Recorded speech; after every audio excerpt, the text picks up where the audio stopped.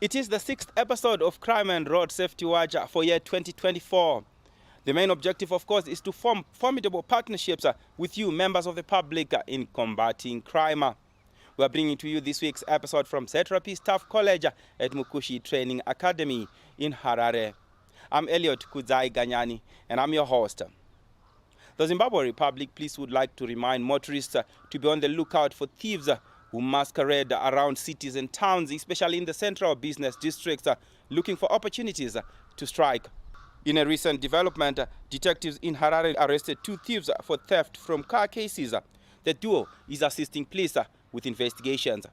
On 20 January 2024, the complainant, Derek Shingrai Manyika, parked his motor vehicle, a Mazda CX-5, at corner 7th and Selu Avenue in the Harare CBD, and left the car unattended and went to do some business. After about 10 minutes, the complainant returned to his motor vehicle, and upon arrival, he noted that the motor vehicle had been broken into by a non-accused person, and his filming equipment valued at more than 20,000 United States dollars had been stolen. Upon discovering the offense, the complainant went to 5th Avenue Police Station and made a report. The matter was subsequently referred to CID Theft from Car Harare for further investigations. CID Theft from Cars instituted investigations. Information received from members of the public led to the arrests of Timothy Marembo and Tapiwa Mutambara. Upon arrest, the 2 accused persons led detectives to Highfields, where all the stolen property was recovered. The stolen property is currently held at CID Theft from Cars Harare as exhibits. The accused persons have been taken to court, and we await for their trial. CID Theft from Cars Harare wants to applaud members of the public for supplying information which led to the arrest of the accused persons and the recovery of the stolen property. And also, as CID TFC, we want to encourage members of the public not to leave their valuables in their cars. Even if the cars are locked, these accused persons will find a way of breaking in and stealing property. Luveve Police also accounted for 2 thieves for similar offenses. The circumstances. On the day in question, we received information from one of our informants to the effect that one of the accused persons was in possession of stolen property. We made a follow-up and proceeded to the address where the accused person resides. We made surveillance for about 1 hour. The accused person came out of his house carrying a heavy satchel. We then searched the accused person who failed to account for the property he was carrying. We then made some further interviews, and he implicated his co-accused person. We made a follow-up and managed to arrest the other accused person. We conducted some interviews at Z25E05 Loveve, and the accused person agreed to have committed the offense in Ngulumani 5 area. We made some efforts to locate the complainant who came to Z25E05 Loveve and managed to identify part of the recovered property, which included a subwoofer and an amplifier. In another story, Z25E Chabalala in Bulawayo arrested 2 suspects for unlawful entry into premises and theft. Let us find out more. Z25E Chabalala have arrested 2 accused persons who have terrorized the area of Ngeta 7, Ngeta 8 and Ngeta 9. The accused number 1 is Sfiso Ngube, a female adult aged 23 years. The accused number 2 is Traimo Kanaro, aged 24 years. On the 14th day of November 2023, the 2 accused persons proceeded to house number 4537 Ngeta 7, where they got into the house and stole cell phones and blankets and other property. They proceeded again to the next victim. There they stole a cell phone and cash worth $200.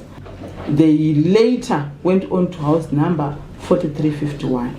On that house, they found the complainant party. When they were collecting the victim's property, the victim called them red-handed. And the residents acted swiftly and they gathered to that place. And they called the police, who acted swiftly and arrested the two. All the property was recovered. In a related story, police in Mount Darwin, Mashonaland Central Province accounted for a duo which was involved in multiple cases of unlawful entry into premises and theft for a period extending from the 29th of July to the 2nd of February 2024.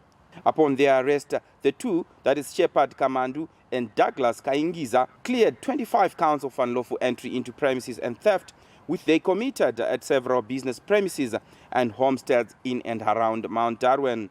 Property worth over 8,800 United States dollars was stolen, and the suspects have so far assisted police in recovering property worth over 1,700 United States dollars.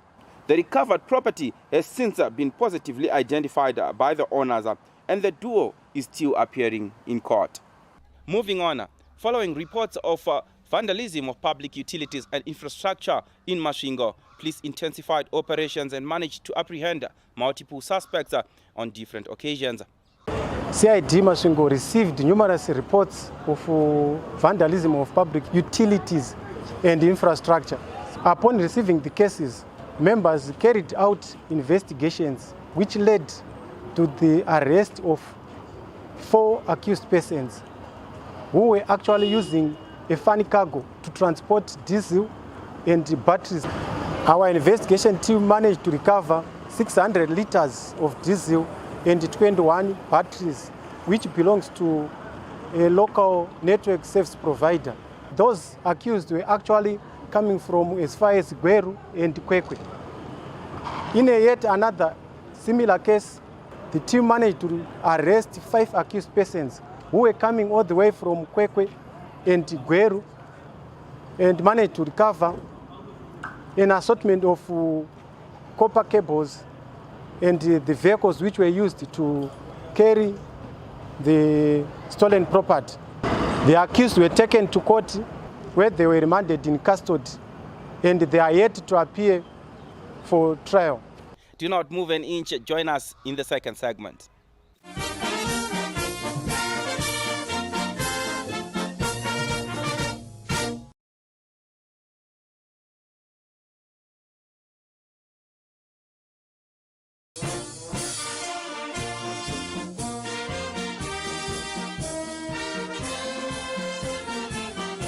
Welcome back. We are now in the second segment of Crime and Road Safety Watch, and thank you for staying tuned. In line with the decade of action on road safety, which aims to reduce road accidents by 50% by the year 2030, the government, through the Ministry of Transport and Infrastructural Development, continues with its efforts in rehabilitation and reconstruction of major roads in the country. Recently, Honorable Felix Mona, who is the Minister of Transport and Infrastructural Development, led a delegation on a tour of Mbudzi Interchange construction site to check on progress on the project, which is set to be completed by the 31st of July 2024. We've been hearing about Mbudzi Interchange, and I must also hasten to thank His Excellency Comrade Dr. Emerson Damzo Mnangagwa, our visionary leader. After we had the roundabout that you know very well, which was problematic at this junction, vanhu vaiswerera vakamira mbudzi pasingafambike for hours. He then said, you need to move and execute with speed. And I'm happy that this is what we've done precisely. And as you know, we also need to embark on engaging the stakeholders, and we did that as a ministry. That was part of 2021. In 2022, towards the end of 2022, that's when we resumed works. And I'm happy that, yes, contrary to what you have been hearing in the media, that it's now 2 years or so, we are only a year into the project, and you've witnessed for yourselves. The purpose of the tour was to then educate the masses of Zimbabwe and also enlighten those who are not here. At times, we do have this gap because we fail to address the fundamentals of any given project. So we'll be having traffic flowing from Bay Bridge to Harare, Harare to Chirundu. And the good thing is the two ends, that is Bay Bridge and Chirundu, will be having state-of-the-art border posts that will also be constructed in tandem with the road. Why we are doing this? So that we are strategically positioned as a country, where we are also going to be connecting countries to do DRC, Malawi, Zambia, and we also access Mozambique and Zambia through Kanyemba.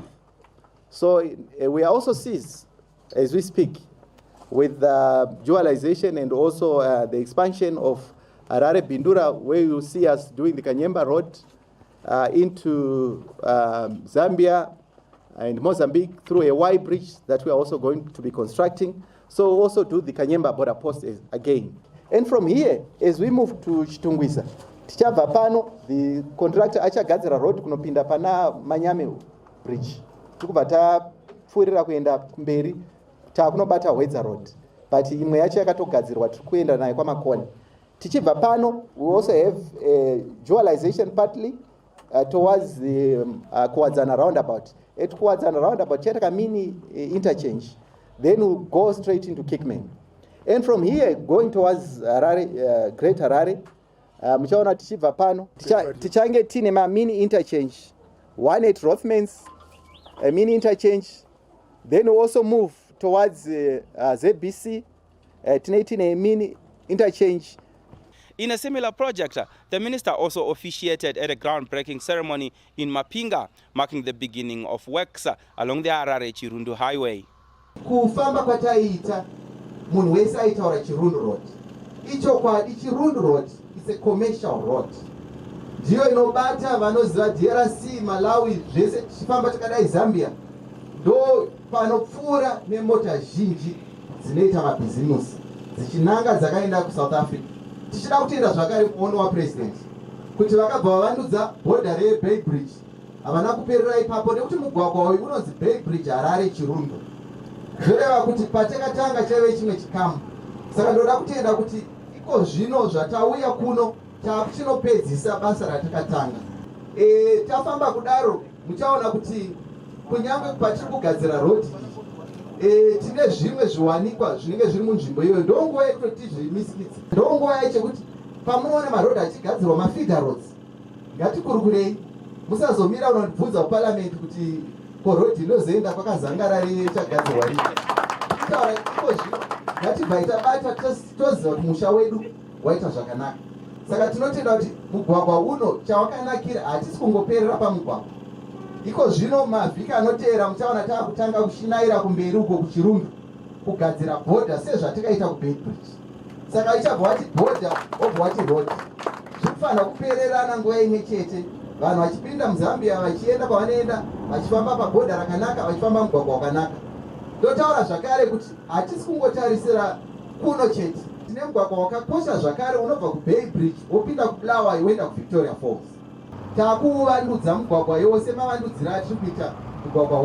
This project is very strategic to the development of our province and the nation at large. The Harare-Chirundu 352-kilometer highway, it is an important trade route and forms part of the regional trunk road network connecting the north and south corridors. We are, however, delighted that our desire and efforts to have this road upgraded and widened to enhance safety has been realized and is a much welcome development.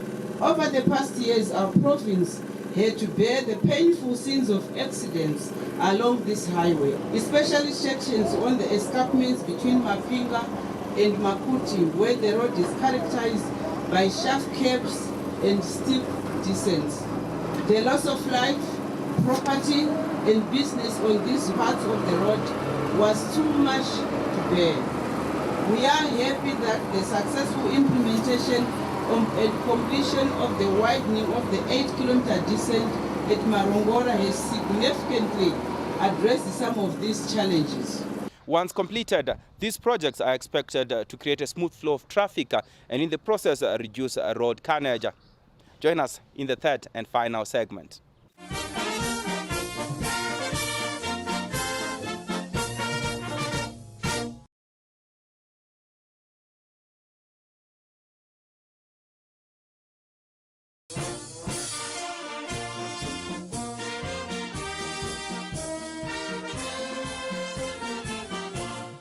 We're now in the third and final segment of Crime and Road Safety Watch. The Zimbabwe Republic Police continues to enjoy harmonious relations with the corporate world. Just recently, ZRP TAF in Mashonaland West Province got a shot in the arm following a successful construction of a police station which was recently donated by Zimplats. Speaking at the station's handover ceremony, the managing director Zimplats held police operations in enabling a conducive environment for business. My role today is to hand over a new TAF police station. And I qualify a new police station. But I also want to really take my hat off for all those that have served under those conditions to continue giving us a civic service which is second to none. As part of our efforts to provide, to continue to partner government to enable these important institutions, and more specifically in an area of providing shelter and facilities to these men and women who serve in the police in this community. For the police to properly do their job, a variety of tools, equipment, and training are indeed required. And this includes infrastructure such as offices, holding cells, houses, and much more.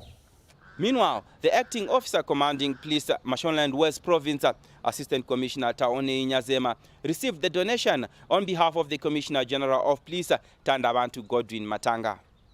I am delighted to address you at this momentous occasion where we are witnessing the official handover of ZRP TAF from Zimplats to ZRP. Allow me, on behalf of Mashonaland West Police Province, to mention that we enjoy a symbiotic and long relationship between us and Zimplats. It is this relation that exists between us that made Zimplats to embark on this magnificent project. It is not in doubt that by constructing this new magnificent police station, you do not want to be associated with any form of loss or criminal acts. I'm quite convinced with the leadership of the Kadoma Police District and this station that they will do as they promise and use this infrastructure properly by serving the community here well. With these remarks, ladies and gentlemen, I thank you all for being part of this historical event. And on behalf of the Commissioner General of Police, Comrade Matanga, I accept gladly this great donation. Moving on, the police canine section is important in terms of tracking fugitives through the use of sniffer dogs. Dogs are also important in terms of public order management. Police trains dogs and dog handlers for these functions, and just recently 12 dog handlers graduated after undergoing the dog handling course. The Chief Staff Officer Training and Development in the ZRP, Commissioner Priscilla Makotose, presided over the event as the guest of honor. Today we are gathered here to celebrate the remarkable achievements of our patrol dog handlers who have successfully completed their training and are ready to embark on a noble and challenging journey in service to our communities. It is an honor to address such a dedicated group of 12 dog handlers from our different provinces, constituting our course number 3 of 2023, who have chosen a path that requires exceptional skill, unwavering commitment, and a deep sense of responsibility. Ladies and gentlemen, the graduates before us have undergone a 13-week long and rigorous training, both physically and mentally, to develop the necessary skills in handling and working alongside their four-legged partners. Indeed, the commitment and sacrifices made by the police officers from our canine section since time immemorial cannot be overemphasized. They have worked tirelessly, often in challenging and dangerous situations, to protect our communities. They become our eyes, our ears and noses in law enforcement, detecting illicit substances, locating missing persons, and apprehending criminals. To you, our graduates, as you move forward in your careers, I urge you to hold true to the values that have been brought to you at this institution. I have completed a 13-week patrol dog handling course at Police Canine Training School. The courses I have covered are tracking, searches, criminal work, and obedience, to mention just a few. We as dog handlers, we are scenes of crime experts as an aid to investigation. We do searches, tracking, and arresting fleeing accused person and recovering of exhibits. I would like to urge fellow female police officers to partake in challenging tasks that are male-dominated. Just a warning there to lawbreakers. Our dogs are also very fast when it comes to chasing lawbreakers, so be warned. We now move on to people who are on the police wanted list. This week's wanted persons are from Mashonaland West Province, where Zetra P. Karoi Urban is looking for Patrick Mburuma, aged 34 years, of number 581 Chikangwe, Karoi, in connection with a rape case. Zetra P. Karoi Urban is also looking for Takudzwa Zowa, aged 38, of house number 3149 Chieza in Karoi, also in connection with a rape case. Lastly, Karoi Urban is also looking for Simba Mupanyanga, aged 39, of Nimura Village, Chief Kazangarara, Karoi, in connection with a murder case. Should you have information that may help in locating any of these wanted people, please feel free to visit or contact any nearest police establishment. Should that fail, do not hesitate to contact us on any of the following details. Our national complaints desk number is 0242 703 631. You can visit our website www.zetrap.gov.zw. Link with us on our email feedback@zetrap.gov.zw. Talk to us on our X handle @Police Zimbabwe. You can also like us on our Facebook page, Zimbabwe Republic Police. To those who may have missed any of our previous episodes, do not despair, as you can watch all Crime Watch episodes on the Zetra P YouTube channel, Zimbabwe Republic Police. Thank you for taking time to be with us. He's looking forward to seeing you again next week, same time, same place, as we partner to create a crime-free Zimbabwe, good enough for economic development and national prosperity. My name is Elliot Kudzai Ganyani from the crew behind the scenes, and of course the Zimbabwe Republic Police. Do take care.